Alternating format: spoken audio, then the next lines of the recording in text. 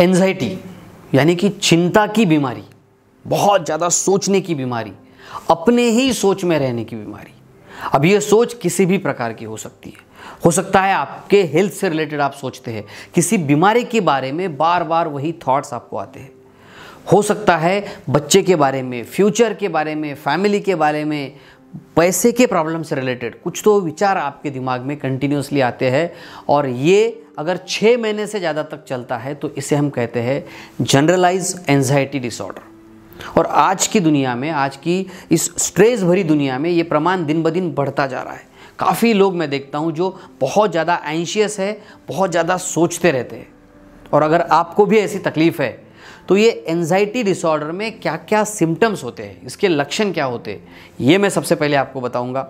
उसी के साथ साथ इसका संपूर्ण इलाज किस तरह से करना चाहिए, किस तरह से आप इस बीमारी से बाहर आ सकते हैं, इस बारे में भी मैं डिटेल में आपको बताने वाला हूँ। और ये वीडियो आपके लिए बहुत काम का रहने वाला है, इसलिए इसे पूरा देखिए, समझिए। नमस्कार, मैं डॉक्टर शीतल टोंग से आपका बहुत बहुत स्वागत करता हूँ मेरे इस यूट्यूब चैनल पर। इस वीडियो में बहुत ही इम्पॉर्टेंट इन्फॉर्मेशन मैं देने वाला हूँ एंजाइटी के बारे में, जिसे हम कहते हैं जनरलाइज एंजाइटी डिसऑर्डर। और काफ़ी लोग इससे परेशान हैं। काफ़ी लोग मैं देखता हूँ, महिलाओं में ये प्रमाण बहुत ज़्यादा है। अगर 2 महिला है जिनको एंजाइटी डिसऑर्डर है तो उस पर 1 पुरुष को ये तकलीफ है, मतलब डबल प्रमाण ये महिलाओं में है। उसके काफ़ी कारण भी है जिसकी वजह से महिलाओं में ये ज़्यादा है। इसके लिए एक अलग से मैं वीडियो भी ला रहा हूँ, उसको भी आपने ज़रूर देखना। सबसे पहले हम समझते हैं कि ये एंजाइटी डिसऑर्डर जो होती है इसके लक्षण क्या होते हैं, ताकि आपको अगर ऐसे सिम्टम्स है तो आप खुद ही देख सको, आप जान सको और आप डॉक्टर के पास जाके डायग्नोज कर पाओ कि कहीं आपको एंजाइटी डिसऑर्डर तो नहीं है, जनरलाइज एंजाइटी डिसऑर्डर तो नहीं है। तो ये है इस बीमारी के सिम्टम्स। सबसे पहले तो बेचैनी, रेस्टलेसनेस, बहुत ज़्यादा बेचैनी, क्या करूँ, कैसे करूँ, कहाँ पे जाऊँ, इस बारे में थॉट आना, उस बारे में थॉट आना, कहीं मुझे ये बीमारी तो नहीं हो जाएगी, मेरे पेट में या फिर मेरे दिल में कोई बहुत बड़ी बीमारी तो नहीं है, मुझे हार्ट का कोई इशू तो नहीं है। इस तरह की कंटिन्यूअस फीलिंग रहना, इस तरह के कंटिन्यूअसली विचार आते रहना, यही इनके दिमाग में चलता रहता है छोटी छोटी बातों पे। फिर अगर बच्चा कहीं बाहर गया है तो कुछ गड़बड़ हो जाएगी, कुछ एक्सीडेंट हो जाएगा, इस तरह के डर रहते हैं। या फिर भविष्य से रिलेटेड, फ्यूचर से रिलेटेड, मेरा क्या होगा, मेरे हेल्थ का क्या होगा, मेरी फैमिली का क्या होगा, हस्बैंड के बारे में टेंशन है, अभी तक ऑफिस से नहीं आए, कहाँ गए होंगे, क्या कर रहे होंगे। इस तरह के काफ़ी स्ट्रेस, टेंशन जो है, जो एंजाइटी होती है वो रहती है। और उसकी वजह से पेशेंट इसमें बेचैन हो जाता है, रेस्टलेस हो जाता है, उन्हें समझ भी नहीं आता है कि ये क्या हो रहा है। कभी कभी ये स्ट्रेस, ये एंजाइटी पैसों से रिलेटेड भी रहती है, या फिर रोज़मर्रा की जो ज़िंदगी के जो काम होते हैं, छोटे छोटे काम, मैंने गैस बंद किया कि नहीं, फ़ैन मैं बंद करके आई कि नहीं आई, मेरी माँ मुझे क्या कहेगी, मेरे हस्बैंड मुझे क्या कहेंगे, बच्चों की मैं अच्छे से परवरिश कर पाऊंगी या नहीं कर पाऊंगी, मैंने बच्चों के लिए अच्छा खाना बनाया या नहीं बनाया। ऐसे बिना काम के छोटे छोटे विचार कंटिन्यूसली आते रहते हैं और जिसकी वजह से बेचैनी पैदा होती है, रेस्टलेसनेस पैदा होती है। ये होता है इसका एक मुख्य सिम्टम। उसी के साथ साथ जब बेचैनी आती है तो दूसरा लक्षण हमको दिखता है जिसे हम कहते हैं चिड़चिड़ाहट हो जाना, इरिटेबिलिटी, यानी कि चिढ़ जाना, बहुत जल्दी से चिढ़ जाना। बच्चा बाहर गया, क्यों बाहर गया, कैसे हो गया, क्या हो गया, उसके ऊपर चिल्लाते रहना, इस तरह की इरिटेबिलिटी भी बढ़ जाती है।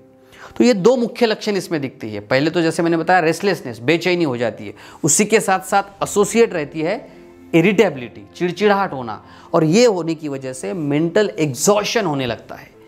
तीसरा लक्षण हमें इसमें दिखता है, पेशेंट बहुत जल्दी थक जाता है, एग्जॉस्ट फीलिंग करने लगता है, फटीग लगने लगता है। दोपहर शाम होते होते उसको ऐसा लगता है कि बस आज के पूरे काम हो गए, और वो खुद को बहुत वीक महसूस करने लगता है। चौथा लक्षण जो हमें इसमें दिखता है वो होता है नींद जो है वो डिस्टर्ब हो जाती है। कभी भी रात में उठ जाते हैं, थॉट्स आने लगते हैं, सोने के लिए बहुत टाइम लगता है, बेड पे लेटे हैं लेकिन नींद नहीं आती है। ऐसे प्रॉब्लम्स भी इस बीमारी में बढ़ने लगते हैं। 5वीं और मुख्य तकलीफ जो इसमें दिखती है वो होती है मांसपेशियों में, बॉडी में, मसल्स में पेन होना, दर्द होना। काफ़ी पेशेंट्स में ऐसे देखता हूँ कि उनको हाथ में, पैरों में, पीठ में कंटिन्यूअसली दर्द होते रहता है, हाथ पैर दुखते रहते हैं। वो वीकनेस के साथ साथ मांसपेशियों में दर्द भी महसूस करने लगते हैं। ये भी लक्षण इस जनरलाइज एंजाइटी डिसऑर्डर में दिखते हैं। इसी के साथ साथ और एक लक्षण जो हमें दिखता है वो होता है पल्पिटेशन, यानी कि दिल जो है जोरों से धड़कने लगता है, उन्हें महसूस होने लगता है, वो खुद के पल्पिटेशंस को फील करने लगते हैं और डर जाते हैं इसकी वजह से कि मेरा दिल जो है बहुत ज़ोरों से धड़क रहा है, कुछ प्रॉब्लम हो सकता है। ये डर भी उनके अंदर इसकी वजह से पैदा होने लगता है। और एक लक्षण जो हमें इसमें दिखता है वो होता है कॉन्सेंट्रेट नहीं कर पाना या फिर कॉन्सेंट्रेशन में डिफ़िकल्टी होना। एक काम कर ही नहीं पाता है पेशेंट, जैसे ही वो कोई काम करने के लिए बैठता है तुरंत दूसरे विचार आने लगते हैं और वो दूसरे विचारों में फिर चले जाता है, फिर वहाँ पे गया और कुछ थॉट्स आने लगते हैं। सो फोकस जो है वो निकल जाता है। पेट की समस्याएं जो है गैस्ट्रिक अपसेट्स हम जिसे कहते हैं, ये समस्या भी इस जनरलाइज एंजाइटी डिसऑर्डर में आम पाई जाती है। अब सबसे इम्पॉर्टेंट और मुख्य बात जो है कि इसका इलाज कैसे करना चाहिए, ये समझना बहुत ज़रूरी है, क्योंकि काफ़ी लोगों को मैं देखता हूँ ये समस्या तो है लेकिन इलाज क्या करना समझ में नहीं आता है, और फिर जो समझ में आया वो इलाज लोग करने लगते हैं। कोई लोग यूट्यूब पे देखते हैं, कहीं और देखते हैं, पढ़ के खुद के दिल से मेडिसिन लेते हैं। तो मैं यहाँ पे आपको वार्न करना चाहता हूँ कि एंजाइटी डिसऑर्डर में खुद के दिल से बिल्कुल भी गलती से भी कोई भी मेडिसिन आपने नहीं लेना है। जनरलाइज एंजाइटी डिसऑर्डर के लिए कुछ 6 स्टेप्स ट्रीटमेंट मैं आपको बताऊंगा, 6 ऐसे इलाज के तरीके मैं आपको बताऊंगा जो आपने अगर रेगुलरली किए तो डेफिनेटली आप इस बीमारी से बाहर आ सकते हैं। पहली चीज़ मैं रिकमेंड करूंगा कि आप होम्योपैथी की मेडिसिन लीजिए। बिल्कुल, होम्योपैथी की मेडिसिन इसलिए मैं आपको रिकमेंड कर रहा हूं क्योंकि होम्योपैथी में ऐसी बहुत सारी अच्छी अच्छी मेडिसिन है जो इस बीमारी को जड़ से ख़त्म कर सकती है।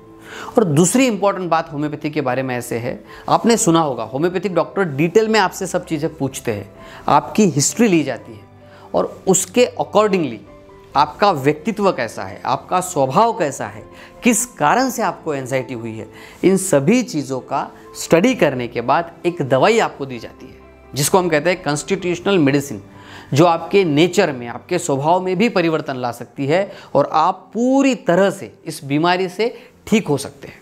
इसलिए मैं आपको यहाँ पे रिकमेंड करूँगा, सबसे इम्पॉर्टेंट और पहला काम कि आप आपके डॉक्टर को दिखाइए। आपके आसपास कोई अच्छे डॉक्टर अगर होम्योपैथिक है तो उनको दिखाइए। काफ़ी अच्छी अच्छी दवाइयाँ हैं, मैं आपको नाम भी बताता हूँ, बट मेरा रिकमेंडेशन ये है कि आप खुद जाके मेडिकल पे जाके बिल्कुल भी दवाई नहीं लेंगे। कैल्किरिया है, एकोनाइड है, इग्नेशिया है, कालीफॉस है, काली आर्स है, पल्सेटिला है, स्ट्रामोनियम है, लाइकोपोडियम है, ऐसी काफ़ी दवाइयाँ हैं। और इसीलिए कोई भी दवाई खुद के दिल से लेने के बजाय डॉक्टर से कंसल्ट करके आप लीजिए। उससे क्या होगा, आप पूरी तरह से ठीक हो जाएंगे।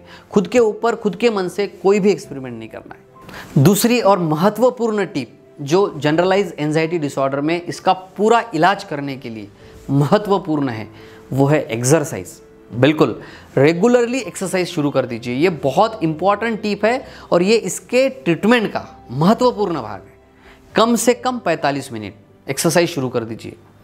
अगर आप सुबह उठ के 45 मिनट तक जॉगिंग करते हैं, वॉकिंग करते हैं, साइकिलिंग करते हैं, स्विमिंग करते हैं तो डेफिनेटली एंजाइटी डिसऑर्डर में इसका बहुत बड़ा फ़ायदा होगा। उसी के साथ साथ तीसरी टिप जो है, अच्छे दोस्त बनाइए। आप एक्सरसाइज करने वाले दोस्तों का भी ग्रुप बना सकते हैं, उनके साथ भी ज्वाइन कर सकते हैं। अच्छे दोस्त बनाइए, दोस्तों के साथ दिल की बातें शेयर कीजिए, हंसिए, मुस्कुराइए, घर से थोड़ा बाहर जाइए, मस्ती कीजिए। ये बहुत इंपॉर्टेंट है। बहुत बार क्या होता है, स्ट्रेस की वजह से, वही कामों की वजह से, उसी एटमॉस्फेयर में रहने की वजह से हमारे दिमाग में उसी प्रकार के थॉट्स आने लगते हैं। सो ये भी इंपॉर्टेंट टिप है। चौथी इंपॉर्टेंट टिप इसके लिए है 7 से 8 घंटे की नींद अच्छे से लीजिए। आपकी जो बेडरूम है उसमें लाइट्स बराबर है कि नहीं देखिए, बेड बराबर है कि नहीं देखिए। वहाँ पे जाने के बाद में आपको रिलैक्स लगना चाहिए, शांत लगना चाहिए ताकि अच्छी नींद आए। नींद आपके शरीर को रिजेन्युएट करने के लिए बहुत इंपॉर्टेंट है, इसलिए 7 से 8 घंटे की रोजाना नींद लीजिए। 5वीं चीज़ आप कर सकते हैं, रोज कम से कम 10 मिनट मेडिटेशन करना, शांत बैठना और दिमाग को एकाग्र करने की कोशिश करना, विचार शून्य करने की कोशिश करना। आप ओंकार इसके साथ कर सकते हैं या किसी भी टेक्निक के थ्रू आप मेडिटेशन कर सकते हैं, जिससे आपको रिलैक्स लगेगा, आपको शांत लगेगा और आपकी जो तकलीफ़ है, जो एंजाइटी डिसऑर्डर है, वो भी आहिस्ता से कम होने लगेगी। 6th और सबसे इम्पॉर्टेंट तरीका, अगर आपको जनरलाइज एंजाइटी डिसऑर्डर को हमेशा के लिए ख़त्म करना है तो एक आदत आज से ही डाल दीजिए और वो आदत है सुबह जल्दी उठने की आदत। कम से कम 5:30-6 बजे तक आपने उठना चाहिए। सुबह उठने की आदत अगर आपने आज से डाल दी, उसके लिए शायद आपको शुरुआत में वक्त लगे। और मैंने देखा है, काफ़ी पेशेंट्स में मैंने देखा है, उनको लेट उठने की आदत होती है। सो ये वीडियो अगर आप देख रहे हैं तो एक प्रॉमिस, एक वादा अभी खुद से कर लीजिए। और वो वादा ये है कि मैं रोज़ आज के बाद सुबह जल्दी उठूँगा, 5 बजे उठ जाऊँगा। और उठने के बाद फिर से मैंने जो स्टेप्स आपको बताई है, एक्सरसाइज करना, दोस्तों के साथ घूमना, है ना, ये सब चीज़ें आप चालू कर दीजिए। ये अगर आप करते हैं तो डेफिनेटली ये जो जनरलाइज एंजाइटी डिसऑर्डर है, इससे आप पूरी तरह से ठीक हो सकते हैं। दोस्तों, काफ़ी ऐसे लोग हैं आपके आसपास, आपके सोसाइटी में, आपके घर में, जिनको ये प्रॉब्लम है। ये वीडियो स्पेशली मैंने उन्हीं लोगों के लिए बनाया है। अगर ये वीडियो आपको अच्छा लगा है तो डेफिनेटली इसको आप लाइक कीजिए। कमेंट में मुझे बताइए कि इसमें आपको क्या अच्छा लगा। आपका अगर कोई सवाल है तो डेफिनेटली मुझसे पूछिए, मैं आपको उन सवालों के जवाब दूंगा। आप होम्योपैथी की मेडिसिन लीजिए। मुझसे काउंसलिंग लेने के लिए, मुझसे कंसल्ट करने के लिए मेरा नंबर मैंने नीचे दिया है, आप मुझे व्हाट्सअप कर सकते हैं। इससे आगे के वीडियो में क्या कारण है जिसकी वजह से ये एंजाइटी पैदा होती है और किस तरह से और क्या चीज़ें इसमें हमने करनी चाहिए, इस बारे में मैं आपको डिटेल में बताऊंगा। सो नेक्स्ट वीडियो ज़रूर देखिए। तब तक के लिए हंसते रहिए, मुस्कुराते रहिए। धन्यवाद।